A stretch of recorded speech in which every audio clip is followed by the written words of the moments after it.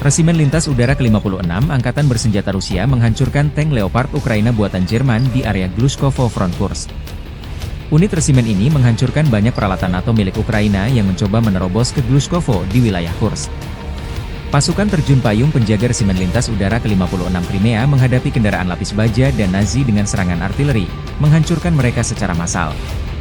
Militer Rusia melansir, dalam 24 jam terakhir, kerugian angkatan bersenjata Ukraina mencapai lebih dari 350 tentara, 8 kendaraan lapis baja, termasuk 1 kendaraan tempur infanteri, 1 pengangkut personel lapis baja, dan 6 kendaraan tempur lapis baja, serta 4 senjata artileri, 1 sistem senjata rudal anti pesawat Tunguska, 1 radar SAM Rada buatan Israel, 1 kendaraan pemulihan M88 buatan AS, dan 12 kendaraan bermotor.